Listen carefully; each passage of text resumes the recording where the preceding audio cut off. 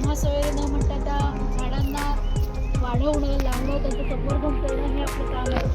आणि त्याच अनुषंगाने आजच्या दिवसाचं औचित्य साधून आपण माननीय आमदारांच्या हस्ते आपल्या ब्राह्मणदेवी त्या प्रसादेच्या जागेत, शिक्षण प्रसाद मंडळीच्या जागेमध्ये आज आपण वृक्षारोपणाचे कार्यक्रम करतोय. वेगवेगळ्या प्रकारची झाडं आपण इथे लावणार आहोत, छान संगोपन देखील करणार आहोत. मी आमदार साहेबांना विनंती करते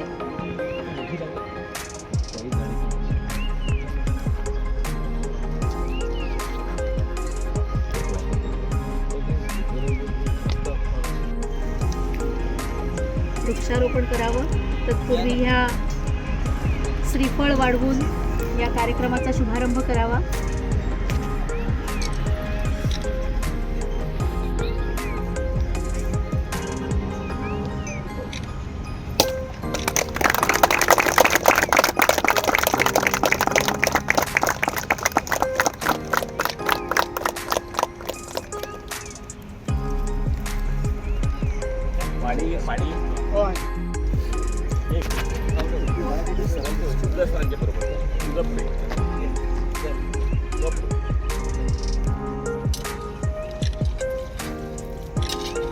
बोलो सियावर रामचंद्र की जय.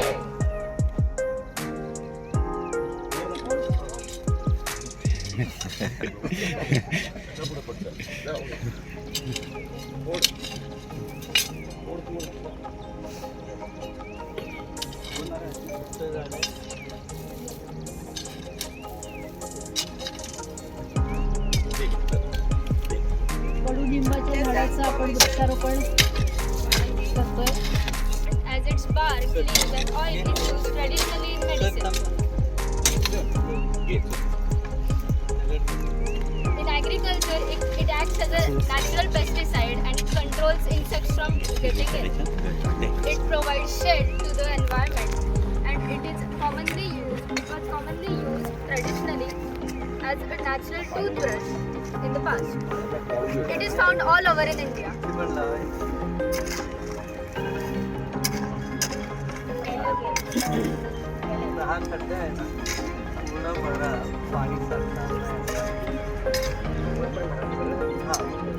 The common name of this plant is the neem. It is a highly medicinal plant as its bark, leaves and oil is used traditionally in medicine.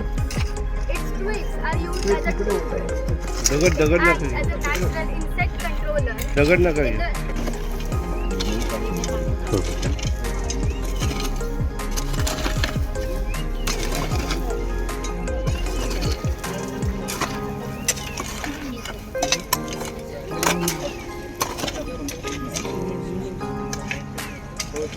आपल्या विनंतीला मान देऊन माननीय आमदार शेखर शालेच्या वतीने त्यांचं मनापासून आभार मानते, कृतज्ञता व्यक्त करते.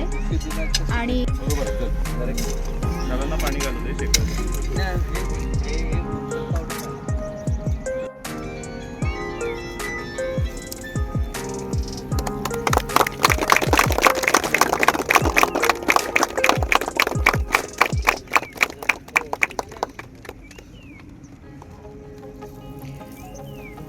मी शाळा समितीचे अध्यक्ष माननीय अष्टेकर सरांना विनंती करते की त्यांनी शाल आणि श्रीफळ देऊन अतिशय व्यस्त कार्यक्रमातून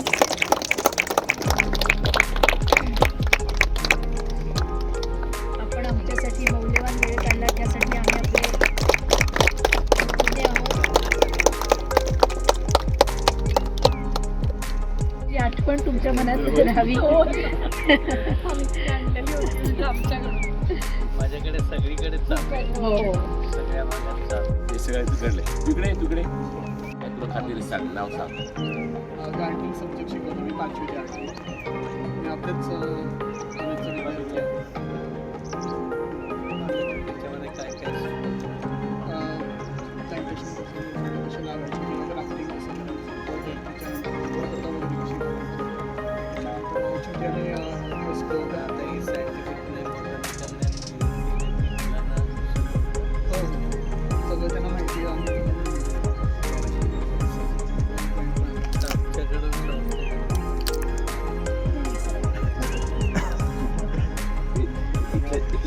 सॉरी तर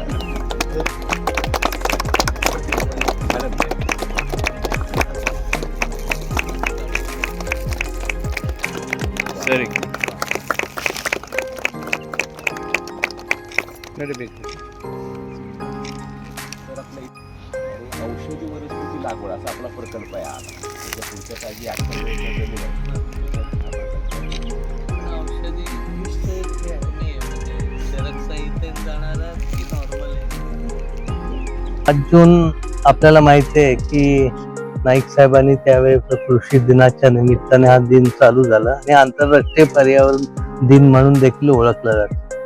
आपल्याला माहिती आहे की एक दिवस झाडं लावून आपल्याला चालणार नाही, तर झाडं लावत असताना वर्षाचे 12 महिने त्याची निगा घेणं आणि ती जोपासणं हे काम आपल्याला करावे लागेल. कारण शेवटी एक झाड कितीतरी जीवांना जीव देत असतं, ऑक्सिजनच्या माध्यमातून, सावलीच्या माध्यमातून.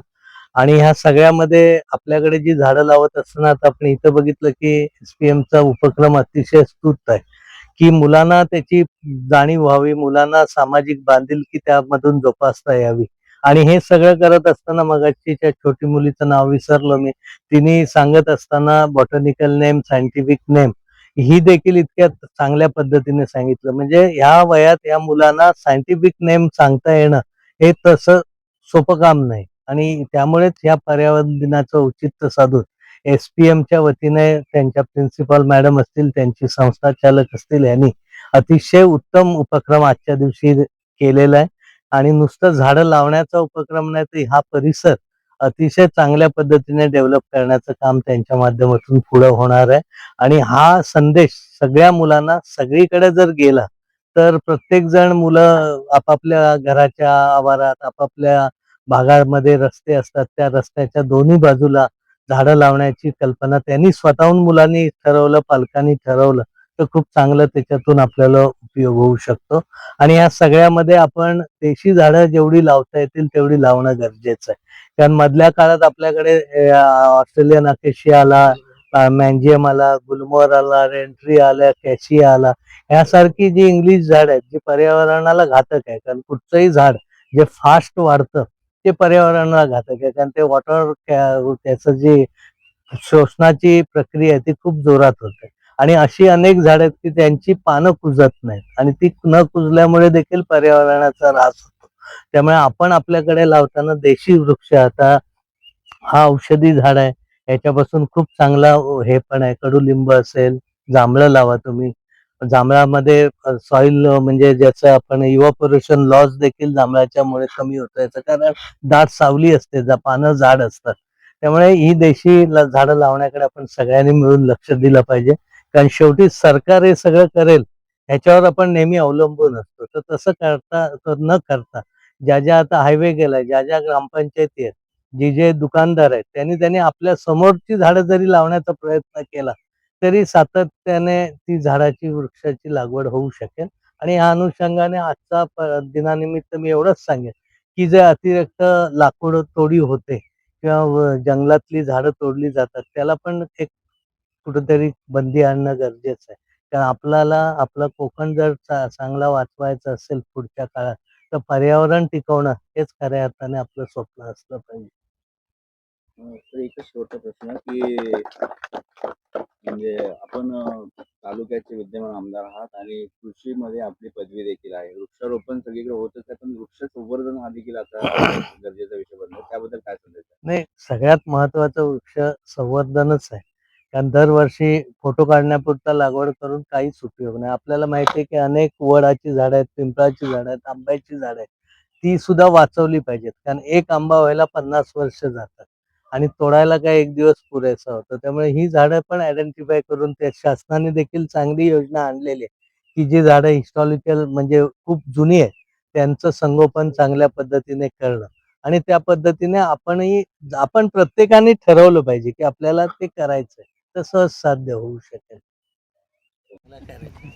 झाडं लावायचं बोलल्यामुळे मी काय फार आडेवेडे नाही घेतलं. तिने एका सकाळी काय फोनवरती होतं, तिने लगेच माझ्याकडे स्वीकाराने आले.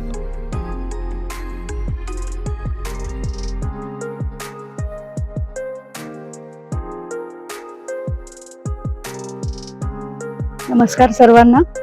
मी सौ Bharati Vishwas Khadilkar, SPM English medium CBSE school Parshuram याची प्रिन्सिपल. आज आम्ही सगळे इथे जमलेलो आहोत, मुलं, शिक्षक, आमचा ट्रान्सपोर्ट स्टाफ, हा सगळा आम्ही इथे जमलेलो आहोत. आमची धामणदेवीची जी जागा आहे तिकडे शिप्र मंडळीची जी संचलित जी जागा आहे त्याच्यावर आम्ही सगळे जमलेलो आहोत. आणि आजच्या दिवसाचं औचित्य साधून, म्हणजे आज आपल्याला सगळ्यांना माहिती आहे की आज वर्ल्ड एन्व्हायरमेंट डे आहे आणि त्यामुळे आपण सगळे इथे जमलेलो आहोत एक नवीन सुरुवात करण्यासाठी. आणि इथे आम्ही आज आमच्या ह्या जागेवर वृक्ष लागवडीचा कार्यक्रम, वृक्षारोपणाचा कार्यक्रम घेतलेला आहे. पण नुसतं वृक्षारोपणाचा कार्यक्रम करून हे आजच्या दिवसाचं हे भागणार नाहीये, तर ते संवर्धनात आम्हाला जास्त इंटरेस्ट आहे. त्यामुळे ह्याच्या पुढे आम्ही बरेच मुलांचे ग्रुप्स इथे आणणार आहोत आणि ह्या वृक्षांचे संवर्धन कसं करता येईल हे मुलांच्यात रुजवणं फार महत्वाचं आहे. त्यामुळे आजच्या पुढे, कारण काही वर्षांनी अजून आपल्याला ही वृक्ष कशी जगवायची आहेत आणि त्याच्यामुळे आपलं जीवन किती सुसह्य होणार आहे हे आत्ताच्या पिढीला जर का कळलं नाही तर पुढे खूप कठीण काळ ह्या मुलांवर, ह्या पुढच्या पिढीवर येणार आहे.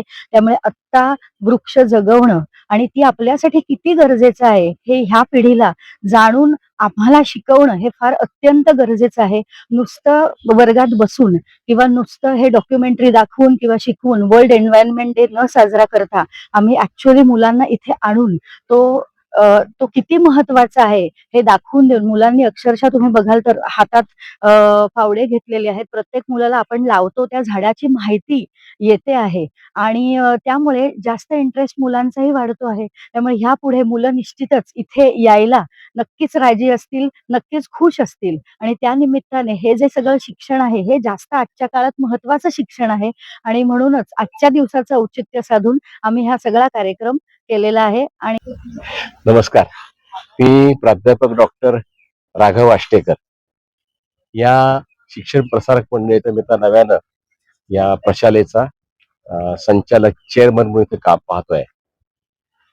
आपल्या शिक्षण प्रसारक मंडळीच्या तर्फे इथली जी काही जमीन आहे आमची, त्या जमिनीतला एक छोटा टप्पा आहे आणि माझ्या डाव्या बाजूला जवळजवळ 98 एकराची जमीन आहे.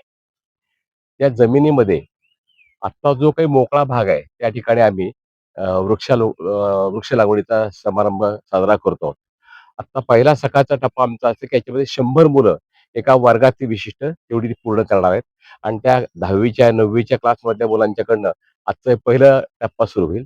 दुपारच्या वेळात अशाच प्रकारचा वरच्या 98 एकरमध्ये एक एक पार्टचा होत जाणार आहे. संकल्पना अशी आहे की हे जे काही क्षेत्र आहे हे क्षेत्र अशा प्रकारच्या वृक्षांनी बहरलं जावं की जे वृक्ष आपल्या देशाला उपयुक्त आहेत, आपल्या राष्ट्राला उपयुक्त आहेत, आयुर्वेदाच्या जवळचे आहेत किंवा ज्याचा औषधी उपयोग आहे किंवा ज्याचा पक्ष्यांना फळं म्हणून खायला मिळाली पाहिजेत.